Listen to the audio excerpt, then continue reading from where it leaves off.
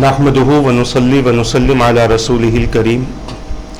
اما بعد فاعوذ باللہ من الشیطان الرجیم بسم اللہ الرحمن الرحیم ان عدۃ الشہور عند اللہ 12 شہرا فی کتاب اللہ یوم خلق السماوات والارض منها 4 حرم آمنت باللہ صدق اللہ العظیم وصدق رسولہ النبی الامین المختار الکریم ونحن على ذلك لمن الشاہدین والشاکرین والحمد للہ رب العالمین اللہم صلی وسلم وبارک علی سیدنا و مولانا محمد وعلی آلہ واصحابہ وبارک وسلم صلاۃ و سلاما دائما علیک وعلی آلک واصحابک یا رسول اللہ صلی اللہ تعالی علیہ وسلم۔ عزیزان ملت اسلامیہ، محترم ناظرین و سامعین کرام، ماہ محرم الحرام کے اس خصوصی پروگرام میں اہل بیت اطہار علیہم الرضوان کے حوالے سے سلسلہ وار نشستیں چل رہی ہیں۔ آج کی اس خصوصی نشست میں ماہ محرم الحرام کے سب سے اہم دن، جس کو عاشورہ کہتے ہیں، اس کے متعلق حضور اکرم صلی اللہ تعالی علیہ وسلم کے فرامین اور اکابرین کے اقوال کی روشنی میں چند اہم باتیں عرض کرنے کی سعادت حاصل کروں گا۔ قرآن کریم کی جس آیت مبارکہ کے حصے کو تلاوت کرنے کا میں نے شرف حاصل کیا، اللہ تبارک و تعالیٰ کا ارشاد پاک ہو رہا ہے، جس کا معنی اور مفہوم یہ ہے: بے شک مہینوں کی گنتی اللہ کے نزدیک 12 ہے، اس وقت سے جب سے اللہ تبارک و تعالیٰ نے زمین و آسمان کو پیدا فرمایا۔ ان میں 4 مہینے حرمت والے ہیں۔ ان حرمت والے مہینوں میں ماہ محرم الحرام بھی آتا ہے، اور اس ماہ مبارک میں کئی اہم واقعات ہوئے ہیں جن کی طرف آپ کی توجہ کو مبذول کرانے کی کوشش کروں گا انشاءاللہ۔ عزیزان ملت اسلامیہ، جہاں 10 محرم الحرام امام حسین رضی اللہ تعالیٰ عنہ کی شہادت کے بعد آپ کے اہل بیت، آپ کے گھر والے، آپ کے اعوان و انصار کی شہادت کے بعد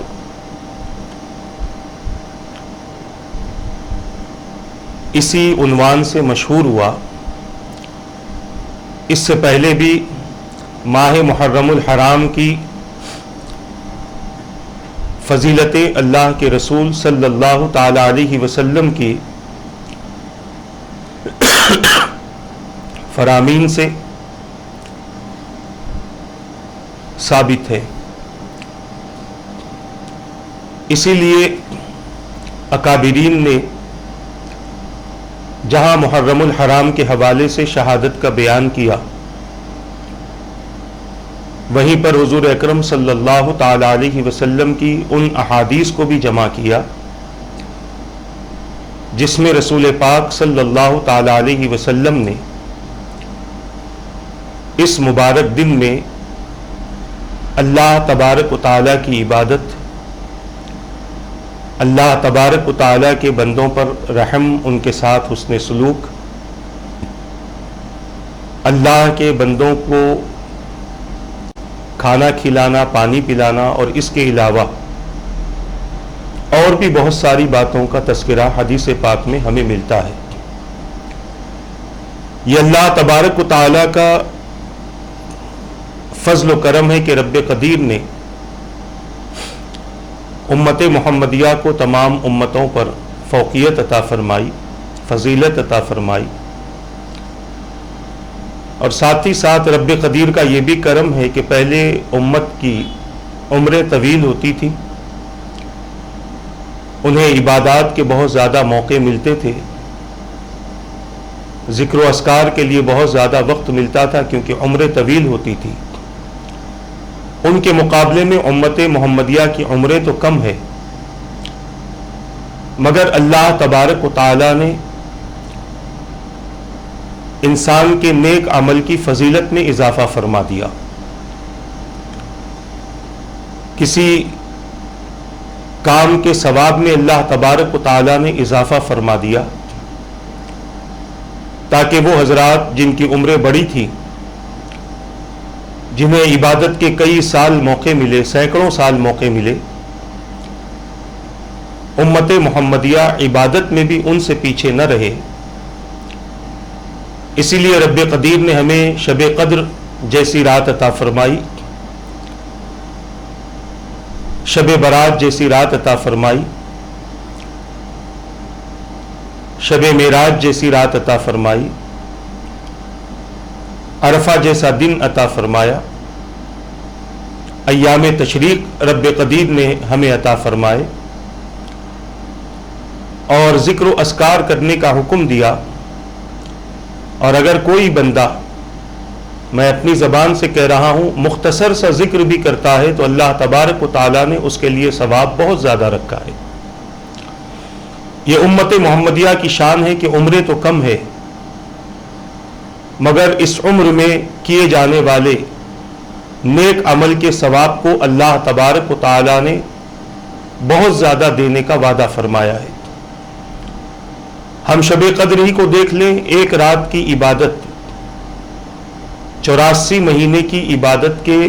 برابر اللہ تبارک و تعالی شب قدر کو پانے والے کو ثواب عطا فرماتا ہے.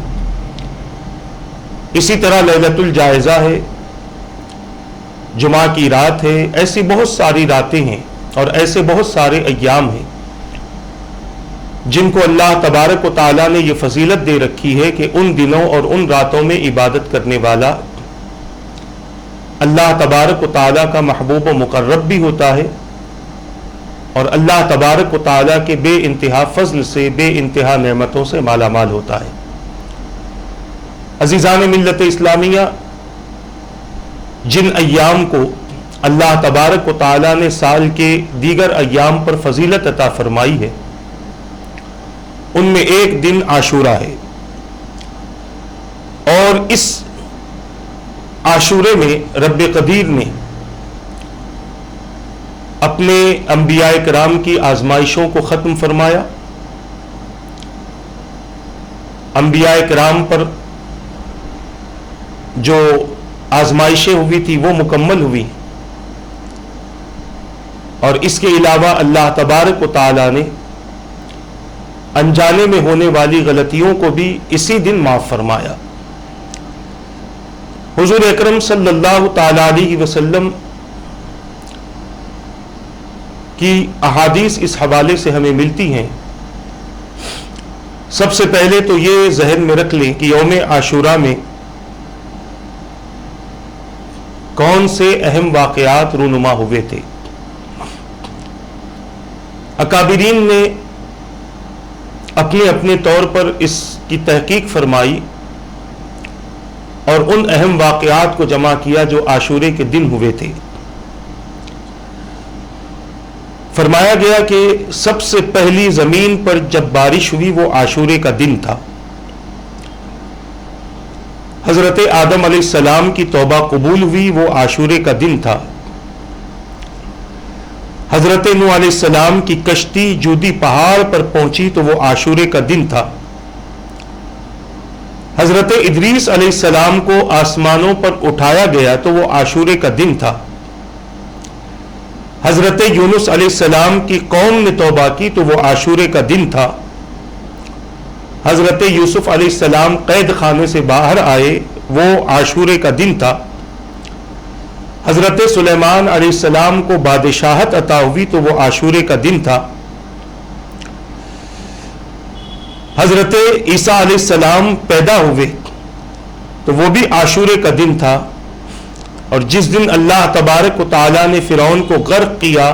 وہ بھی عاشورے کا دن تھا. حضرت عیسیٰ علیہ السلام کو آسمانوں پر جب اٹھایا گیا وہ بھی عاشورے کا دن تھا. اور جب قیامت قائم ہوگی تو وہ بھی عاشورے کا دن ہوگا۔ یہ اہم واقعات رونما ہوئے اور ایک اہم واقعے کا انتظار کرنا ہے، اور وہ ہے قیامت کا دن، اور اس دن کو بھی ظاہر کر دیا گیا کہ جس دن قیامت قائم ہوگی وہ عاشورے کا دن ہوگا۔ عزیزان ملت اسلامیہ، اب ہم آتے ہیں معمولات کی طرف، اعمال کی طرف آتے ہیں کہ ان دنوں میں بندہ مومن کو کیا کرنا چاہیے۔ اللہ کے رسول صلی اللہ تعالی علیہ وسلم کا فرمان ہے کہ جو کوئی 10ویں محرم کو روزہ رکھے تو اللہ تبارک و تعالی اس کو 10,000 فرشتوں کی عبادت کا ثواب عطا فرماتا ہے،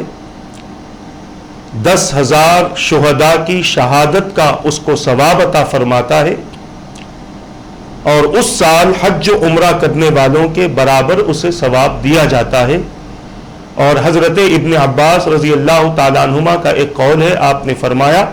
کہ 10,000 حج و عمرہ کرنے والے کے برابر اللہ تعالیٰ اس بندے کو ثواب عطا فرماتا ہے۔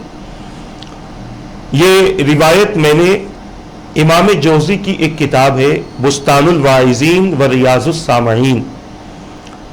امام جوزی رحمۃ اللہ تعالی علیہ نے اس کتاب میں ایک باب باندھا ہے، اور وہ باب ہے یوم عاشورہ۔ اس میں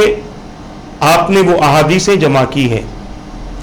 وہ روایتیں جمع کی ہیں، وہ اقوال جمع کیے ہیں، اور اس پر بڑی تحقیق کے ساتھ آپ نے گفتگو بھی فرمائی، اور اس بات کو آپ نے ظاہر کیا کہ یوم عاشورہ کی فضیلت اللہ تبارک و تعالیٰ کے یہاں، اللہ تبارک و تعالیٰ کی طرف سے بندوں کے لیے بہت زیادہ ہے۔ اب بندوں کے اپنے اوپر ہے کہ بندہ ان فضیلت کو اپنے نام اعمال میں کس طریقے سے شامل کرواتا ہے۔ ہمارے پاس میں بہت سارے ایسے ایام آ کر چلے جاتے ہیں کہ جن ایام کی فضیلتیں بہت ہوتی ہیں، جن کی عظمتیں بہت ہوتی ہیں، جن کا مقام بہت ہوتا ہے، مگر ہم غفلت کی وجہ سے ان ایام کو ایسے ہی گزار دیتے ہیں۔ کچھ وقت سے عاشورہ ایسے ہی ہمارا گزر رہا ہے کیونکہ ہم اس کی عظمت سے واقف نہیں ہیں، ہم اس کے مقام سے واقف نہیں ہیں۔ اس عاشورے کے روز امام حسین رضی اللہ تعالیٰ عنہ کی شہادت کا غم ہونا یقیناً یہ ہمارے ایمان کا تقاضا بھی ہے، اور حضور اکرم صلی اللہ تعالیٰ علیہ وسلم سے نسبت کا تقاضا بھی ہے، مگر اس کے ساتھ ساتھ ان اعمال کو بھی کرنا ہمارے لیے ضروری ہے جن اعمال کا تذکرہ حضور اکرم صلی اللہ تعالیٰ علیہ وسلم کی زبان مبارک سے ملتا ہے۔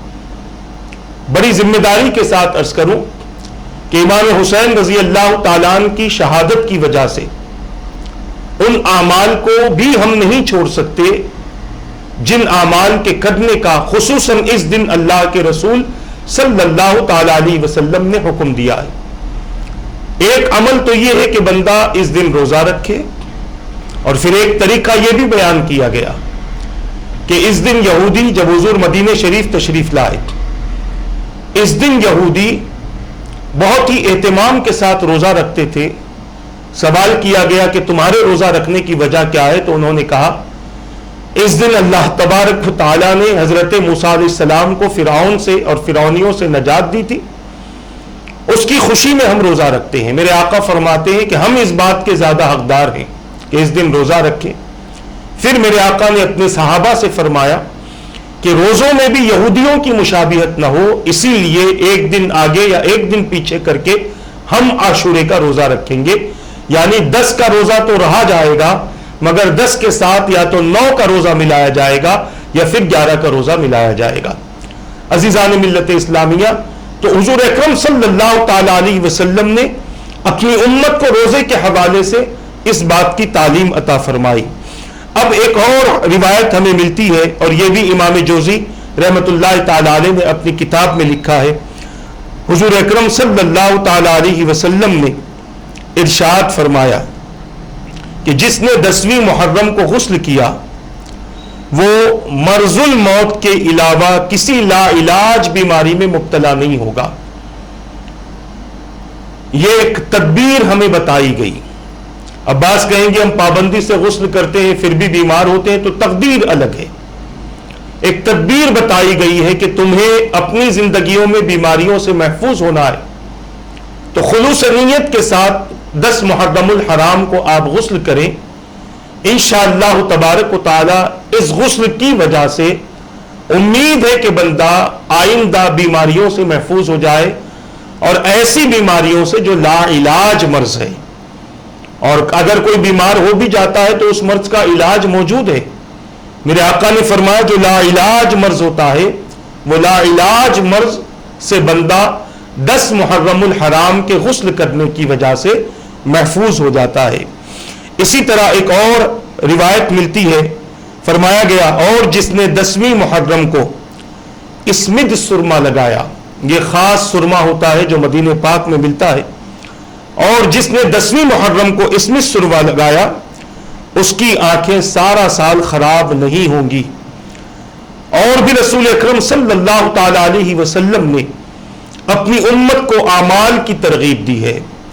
اور اس عمل میں 3 عمل تو میں نے بتلا دیے، روزہ رکھنا، یوم عاشورہ غسل کرنا،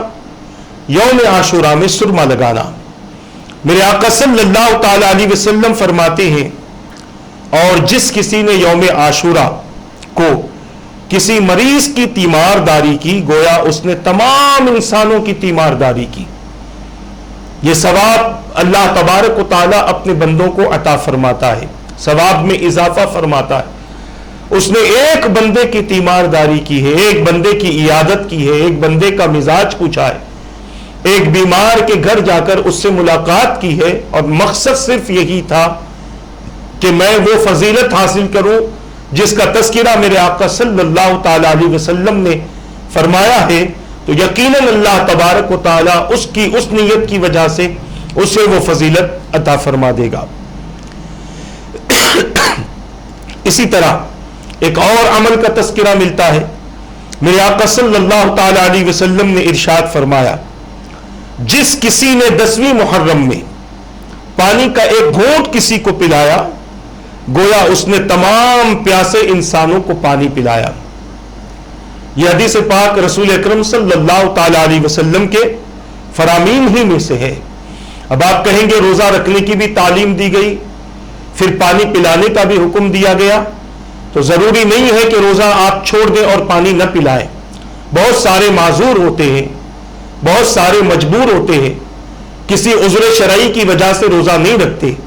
یہ روزہ فرض اور واجب نہیں ہے، مگر رمضان کے روزوں کے بعد سب سے اہم روزہ عاشورے کا روزہ ہے۔ اگر کوئی اس روزے کو رکھتا ہے تو وہ بھی صحیح ہے، اور اگر کوئی یہ روزہ چھوڑ دیتا ہے کسی شرعی مجبوری کی وجہ سے یا پھر اس کے کسی معاملے کی وجہ سے، تو ہم اس پر تنقید نہیں کر سکتے، اور ایسے عالم میں اسے پیاس لگ رہی ہو پانی کی تو آپ اسے پانی دینے سے انکار نہ کریں، بلکہ اس دن بالخصوص پیاسوں کو پانی پلائیں۔ اسی لیے ہمارے اکابرین سے یہ چیز چلتی آ رہی ہے کہ 10ویں محرم کو شربت بنایا جاتا ہے اور لوگوں کو پلایا جاتا ہے۔ شربت بھی پانی ہی سے بنتا ہے، دودھ میں اگر شربت بناتے ہیں تو اس میں بھی کچھ پانی ملایا جاتا ہے۔ تو بتانے کا مقصد یہ ہے کہ آپ اگر کسی کو مشروب دیتے ہیں اور وہ مشروب سے انسان کے دل کو ٹھنڈک پہنچتی ہے اور اس سے بندہ سکون حاصل کرتا ہے، تو اللہ تبارک و تعالی اس بندے کو کائنات میں رہنے والے تمام انسانوں کو پانی پلانے کے برابر ثواب عطا فرماتا ہے۔ عزیزان ملت اسلامیہ، اللہ کے رسول صلی اللہ تعالی علیہ وسلم نے اپنے فرمان کی روشنی میں امت کو ماہ محرم الحرام کے حوالے سے بہترین تعلیمات عطا فرمائی ہے، اور بالخصوص عاشورے کے روز جہاں ایک طرف بندوں کے ساتھ معاملہ کرنے کا حکم دیا کہ بندوں کے ساتھ یہ معاملہ کرو کہ خود اپنی ذات میں تم غسل کر لو، سرما لگا لو، کسی بیمار کی تیمارداری کر لو، کسی کو پانی پلا دو۔ اب اس کے بعد حضور اکرم صلی اللہ تعالی علیہ وسلم کے فرامین سے عبادت کا تذکرہ بھی ملتا ہے۔ اب میں یہاں پر رک کر ایک بات عرض کر دوں، بعض لوگ ان احادیث کو ضعیف کہہ کر لوگوں کو اس پر عمل سے روکتے ہیں۔ یاد رکھیے ایسی احادیث کہ جس سے لوگوں کے اندر عمل کا شوق پیدا ہوتا ہو، اگر وہ ضعیف بھی ہے پھر بھی آپ لوگوں کے درمیان اسے بیان کریں تاکہ لوگ وہ اعمال کریں، اور جو لوگ یہ عمل کرتے ہیں وہ اسی پر اکتفا نہ رکھیں، وہ یہ نہ سوچے کہ ہم نے یہ کر لیا ہے اب سال بھر ہمیں کسی عمل کی ضرورت نہیں، ہم نے 10 محرم کو پانی پلا دیا اب پھر سال بھر کسی کو پانی پلانے کی ضرورت نہیں، ہم نے 10 محرم کو لوگوں کی بیماروں کی عیادت کر لی اب سال بھر کسی کی عیادت کی ضرورت نہیں۔ یہ بات ہرگز نہ سوچے، اور اگر یہ سوچتے ہیں تو یہ بھی سوچ لیں کہ ہم نے 10 محرم کو غسل کر لیا اب سال بھر غسل کرنے کی ضرورت نہیں، 10 محرم کو سرما لگا لیا سال بھر سرما لگانے کی ضرورت نہیں۔ جب وہ سوچتے ہیں تو یہ بھی سوچنا ہے، ان اعمال پر اکتفا کرنا نہیں ہے بلکہ ان اعمال کے ذریعے اپنے اندر شوق پیدا کرنا ہے، اپنے اندر عبادات کے ذوق پیدا کرنے ہیں، اور ہمیشہ ان ایام کو خاص طور سے تلاش کرنا ہے جن ایام میں اللہ تبارک و تعالیٰ کی رحمتیں بے شمار ہوتی ہیں، اللہ تبارک و تعالیٰ کی بارگاہ سے اپنے بندوں کے لیے انعامات بے شمار ہوتے ہیں، ان اعمال کی طرف بھی بندوں کو توجہ کرنی ہے، ان اعمال کا شوق اپنے اندر پیدا کرنا ہے۔ عزیزان ملت اسلامیہ،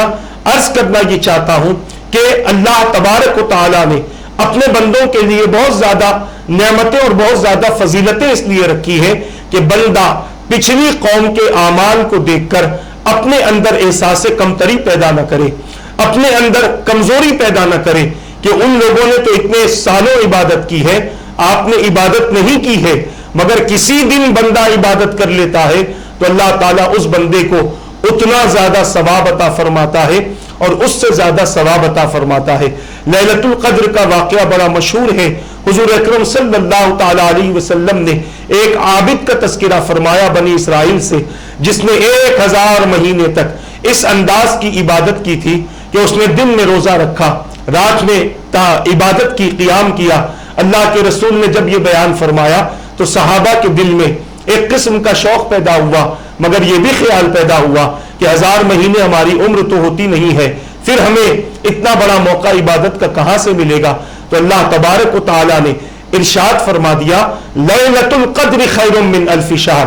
لیلۃ القدر 1000 مہینوں سے زیادہ بہتر ہے۔ یعنی انہوں نے تو 1000 مہینہ عبادت کی تھی اور پورا دن اور رات عبادت کرتے تھے، اور اگر تم نے لیلۃ القدر کو پا کر اللہ کی عبادت اس میں کر لی تو 1000 مہینوں سے زیادہ تمہیں ثواب دیا جائے گا۔ اور یہ لیلۃ القدر تمہاری زندگی میں ایک ہی بار نہیں آتی بلکہ ہر رمضان میں لیلۃ القدر کا آنا ہے، اور ہر رمضان اگر تم اس رات کو پا کر عبادت کرو گے، زندگی میں جتنی راتیں تمہیں لیلۃ القدر کے حوالے سے نصیب ہوں گی، اللہ تبارک و تعالی اتنی راتوں کو کئی 1000 مہینوں کے ثواب میں تبدیل فرما دے گا۔ تو بتانا یہ چاہتا ہوں کہ اللہ تبارک و تعالیٰ کا کرم ہے اپنے بندوں پر کہ رب قدیر کی یہ عنایتیں ہیں، اللہ تبارک و تعالیٰ کی یہ نعمتیں اور یہ انعامات ہیں اپنے بندوں پر۔ عزیزان ملت اسلامیہ، ایک عبادت کا تذکرہ آپ حضرات کے سامنے میں کرتا چلوں، جہاں روزے کا حکم دیا میرے آقا صلی اللہ تعالی علیہ وسلم نے، وہیں پر میرے آقا صلی اللہ تعالی علیہ وسلم نے اپنی امت کو اس دن خاص طور سے نماز پڑھنے کا حکم دیا۔ احادیث میں عرض کر رہا ہوں، اور ان احادیث کے حوالے صاحب کتاب نے نہیں لکھے ہیں، امام جوزی رحمت اللہ تعالی علیہ کی طرف سے نہیں لکھے گئے، ورنہ وہ حوالے بھی میں آپ حضرات کے سامنے پیش کرتا، مگر چونکہ ایک محقق ہے اور ایک مستند عالم دین ہے، سینکڑوں کی تعداد میں ان کی کتابیں موجود ہیں، ان کی تحقیق کو امت تسلیم کرتی ہے، اکابرین تسلیم کرتے ہیں، لہٰذا چونکہ یہ بھی انہی کی لکھی ہوئی کتاب ہے، اس بات کو بھی ہمیں تسلیم کرنا پڑے گا۔ آپ فرماتے ہیں کہ حضور اکرم صلی اللہ تعالی علیہ وسلم کا ارشاد مبارک ہے کہ جو کوئی 10ویں محرم کو 4 رکعت نفل نماز اس طرح سے پڑھے کہ ہر رکعت میں سورہ فاتحہ کے بعد 15 مرتبہ سورہ اخلاص یعنی قل هو اللہ احد پڑھے، تو اللہ تبارک و تعالی اس کے 50 سال کے گزشتہ اور 50 سال آئندہ گناہ صغیرہ کو معاف فرما دے گا، اور اللہ تبارک و تعالی اس کے لیے 1000 نور کے منبر بنائے گا۔ میرے پیارے آقا صلی اللہ علیہ وسلم کے پیارے دیوانوں، اس کی فضیلت اور اس کی عظمت پر ہم غور کریں اور پھر دیکھیں کہ گناہ بھی معاف ہو رہے ہیں، اور پھر دیکھیں کہ گناہوں پر پردے بھی ڈالے جا رہے ہیں، اور پھر یہ بھی ہے کہ اللہ تبارک و تعالیٰ جن گناہوں کو اپنے بندوں سے معاف فرماتا ہے ان کا تعلق گناہ صغیرہ سے ہے، گناہ کبیرہ سے نہیں ہے۔ گناہ صغیرہ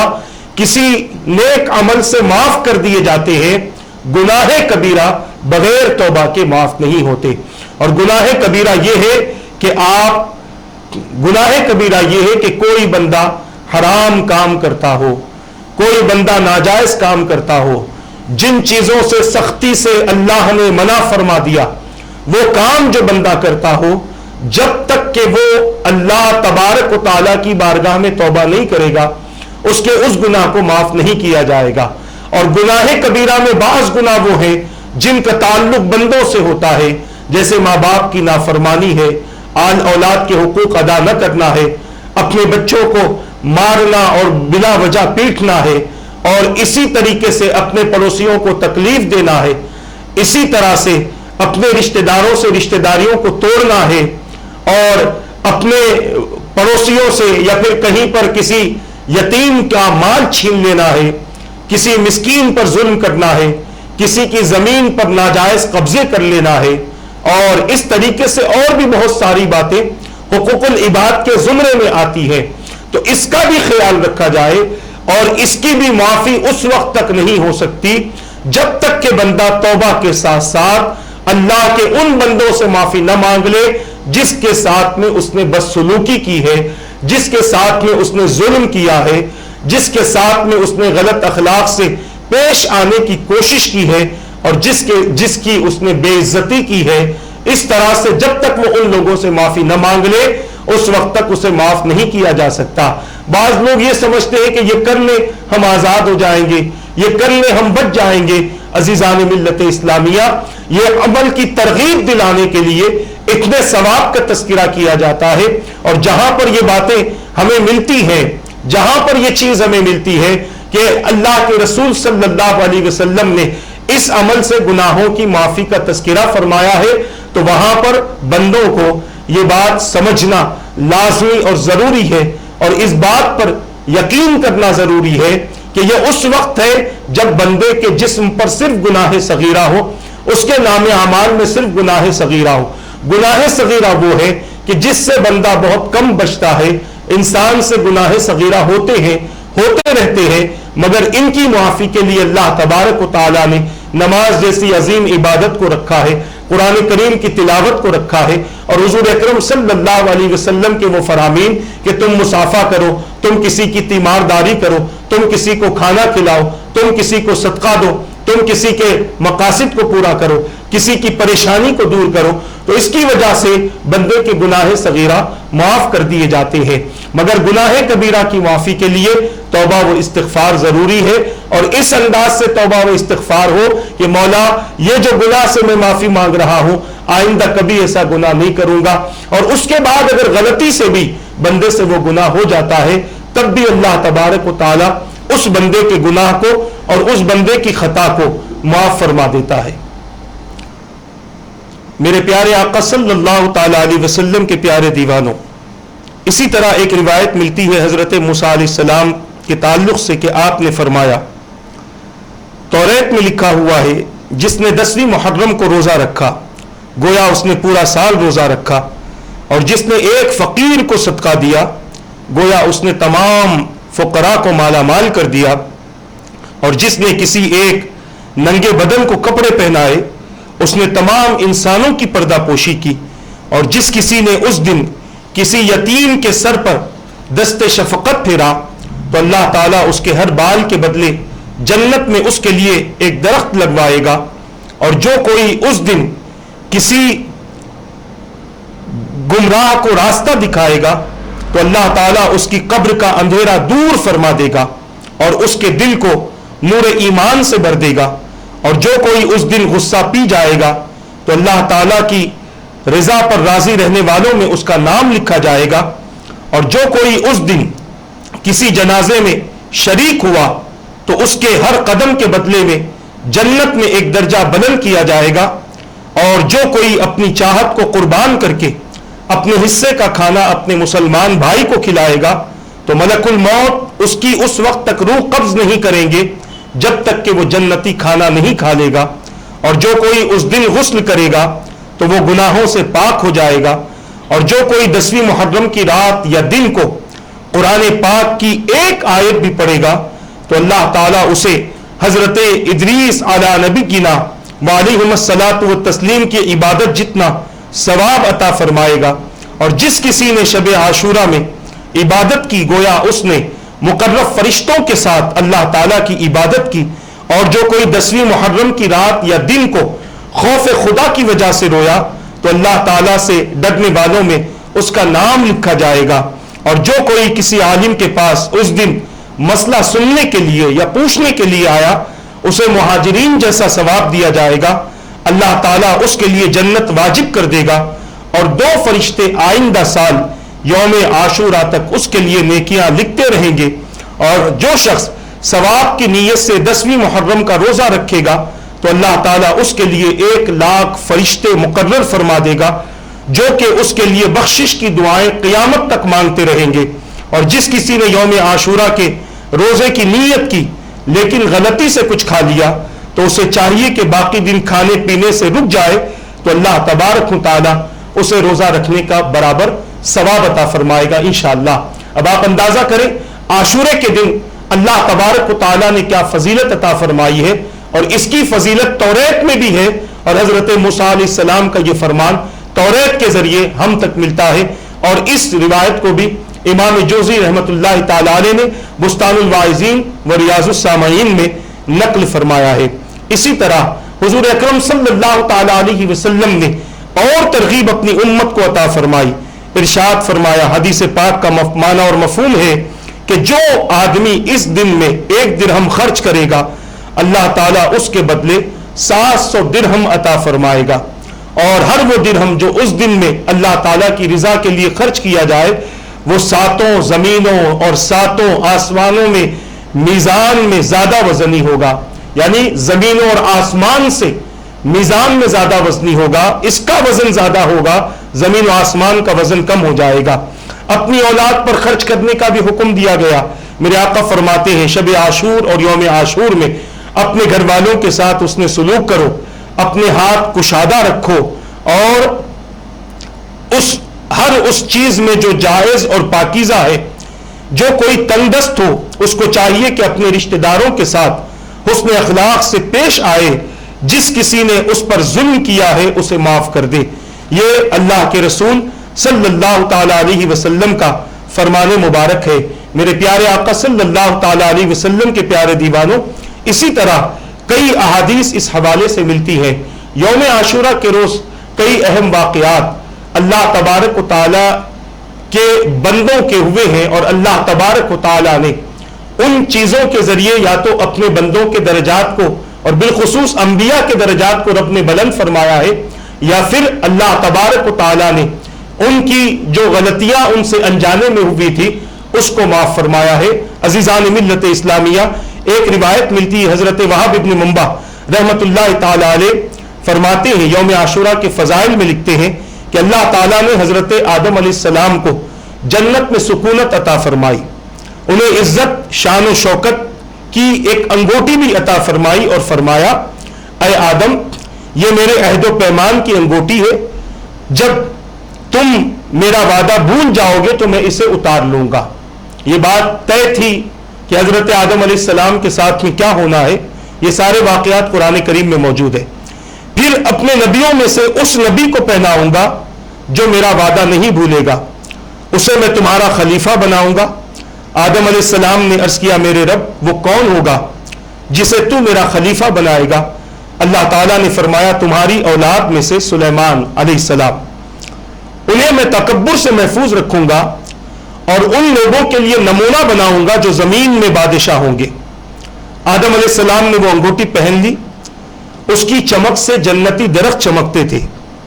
جنتی حور و غلمان اسے دیکھ کر اللہ تبارک و تعالیٰ کی یوں حمد و ثنا بیان فرماتے تھے فسبحان من اکرمہ واصطفاہ, یعنی پاک ہے وہ ذات جس نے انہیں عزت عطا فرمائی اور انہیں منتخب فرما لیا. یہاں تک کہ حضرت آدم علیہ السلام سے ایک لغزش ہوئی اور انجانے میں وہ لغزش ہوئی،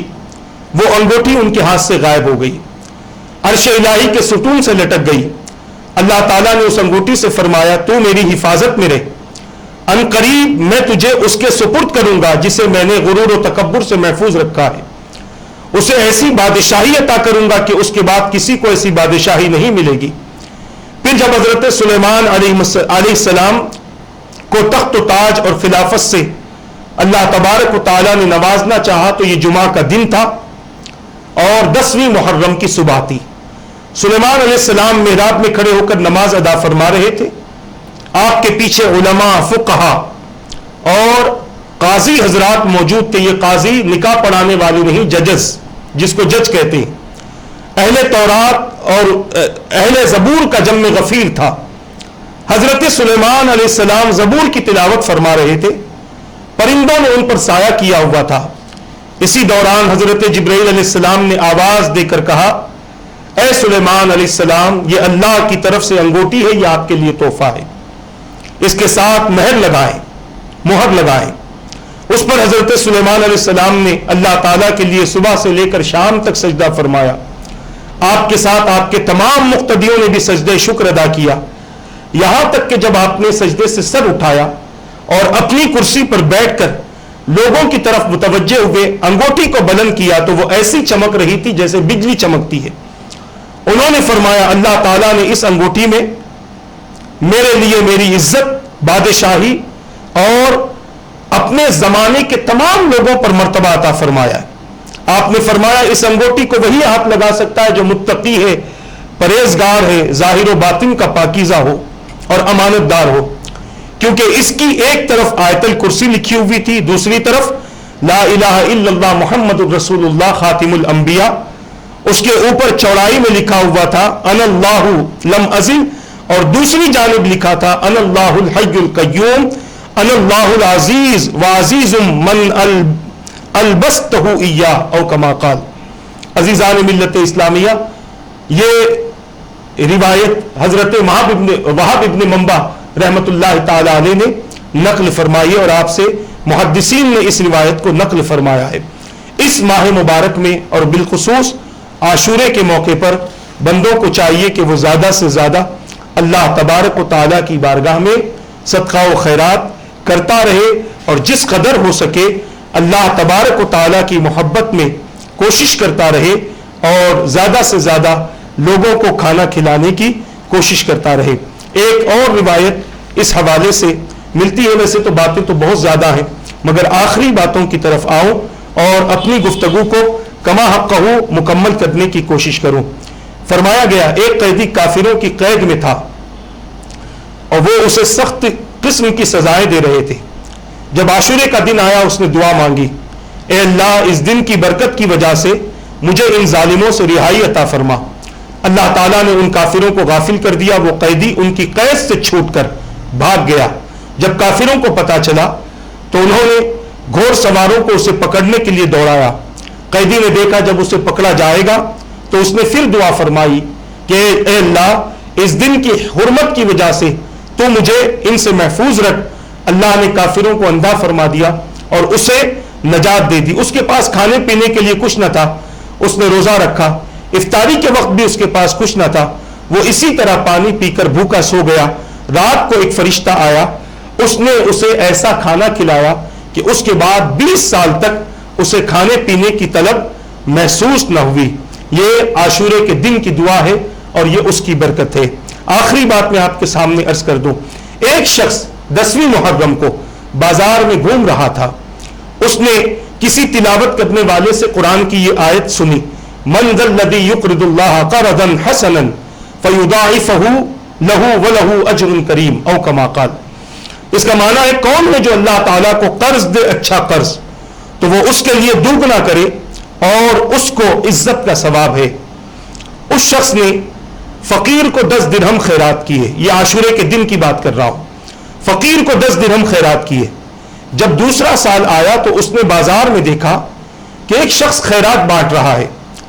اس کے ارد گرد مانگنے والوں کا ہجوم ہے. اس نے غور سے دیکھا تو وہ وہی فقیر تھا جس کو اس نے گزشتہ سال 10 درہم دیے تھے. اس پہلے شخص نے اسے قسم دے کر کہا کہ آپ وہی ہیں نا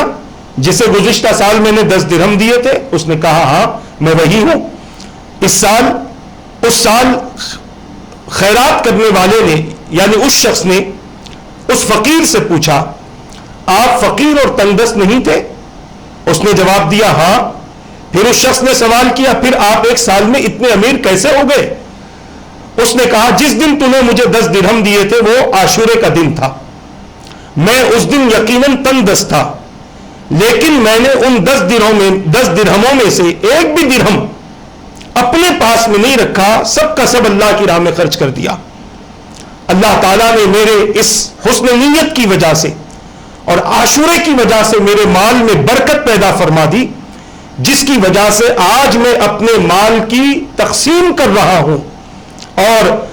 پہلے خیرات لیتا تھا، اللہ نے عاشورے کی برکت سے مجھے خیرات دینے والا بنا دیا. عزیزان ملت اسلامیہ، پھر تاجر نے اپنا قصہ یوں بیان کیا کہ میں بازار سے گزر رہا تھا، ایک تلاوت کرنے والے سے میں نے یہ آیت سنی، میرے دل میں خیال پیدا ہوا کہ اللہ تعالیٰ دنیا میں جب میرے اس عمل کا دگنا دے گا تو آخرت میں کتنا دے گا. میں اسی خیال میں سو گیا تو خواب میں مجھ سے کسی نے کہا میرے بندے، کسی نے کہا اے اللہ کے بندے، میں نے تمہیں دونوں جہانوں میں انعام دیا،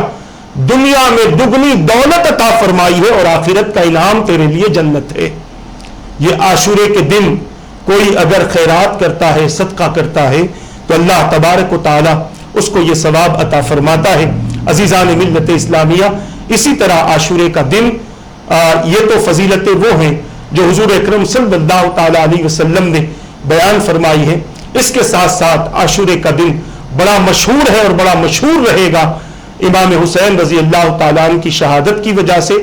اور واقعات کربلا کی وجہ سے. یہ جو فضیلتوں والی باتیں میں نے آپ کے سامنے عرض کی، اس لیے عرض کی ہے تاکہ اس دن یہ عمل بھی ہم سے ہو اور آنے والے سال تک اللہ تبارک و تعالیٰ کی بارگاہ سے برکتیں، رحمتیں، راحتیں، نعمتیں، تندرستی، صحت سب کچھ ہم پاتے رہیں. میری گزارش ہے کہ آپ اس پر عمل کریں، دوسروں تک ان باتوں کو پہنچائیں. اللہ تبارک و تعالیٰ سے دعا ہے کہ رب قدیر جو کچھ کہا گیا کہنے میں غلطی ہو تو اپنے حبیب کے صدقے معاف فرما دے. ان باتوں پر مجھے اور ان سب کو عمل کی توفیق، دوسروں تک ان باتوں کو پہنچانے کی توفیق عطا فرما دے. پروردگار، یوم عاشورہ میں جن اعمال کے کرنے کا حضور نے حکم دیا ان اعمال کو خلوص نیت کے ساتھ کرنے کی توفیق عطا فرما اور ان اعمال کی برکتوں سے ہم سب کو مالا مال فرما دے. برحمتک یا ارحم الراحمین. وما علینا الا البلاغ. السلام علیکم ورحمۃ اللہ وبرکاتہ.